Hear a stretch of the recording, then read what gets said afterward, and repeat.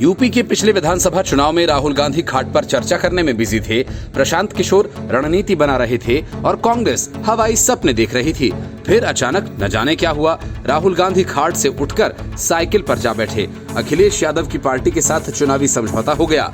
नतीजे आए तो पता चला कि अखिलेश यादव के साथ कांग्रेस की भी लुटिया डूब गई।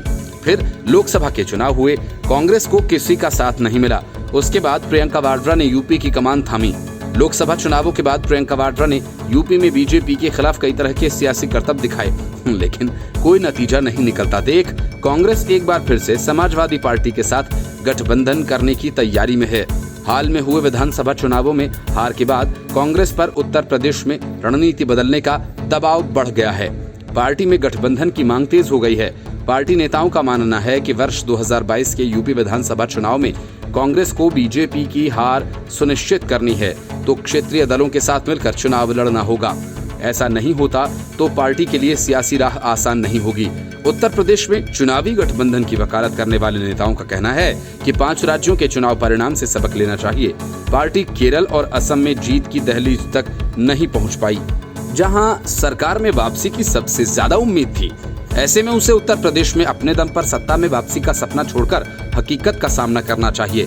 पश्चिम बंगाल में कांग्रेस तमाम कोशिशों के बावजूद अपना खाता तक खोलने में नाकाम रही, क्योंकि पार्टी हवा के विपरीत चल रही थी।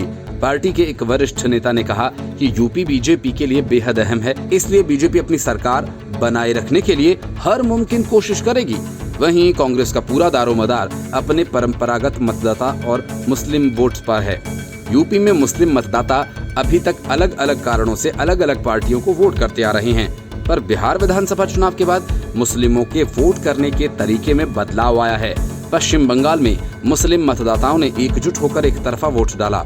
ऐसे में यूपी में भी मुस्लिम मतदाता एकजुट होकर किसी एक पार्टी को वोट दे सकते हैं। नेताओं की दलील है कि मतदाता बीजेपी के खिलाफ उस पार्टी को वोट देंगे जो सरकार बना सकती हो। कांग्रेस फिलहाल इस स्थिति में नहीं है। ऐसे में कांग्रेस को बीजेपी विरोधी वोट एकजुट रखने के लिए गठबंधन पर विचार करना चाहिए।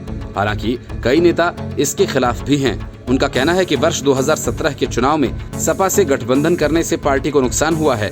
किसी बड़े क्षेत्रीय दल के साथ गठबंधन करने के बजाय छोटे दलों को साथ लेकर सोशल इंजीनियरिंग करनी चाहिए। और इन नेताओं का कहना है कि 2012 के चुनाव में कांग्रेस को 28 सीटों के साथ लगभग 12% वोट मिले थे, पर 2017 में सिर्फ 6% मत हासिल हुए। ऐसे में पार्टी को गठबंधन के बजाय संगठन को मजबूत बनाने पर ज्यादा ध्यान देना चाहिए। Report news of India.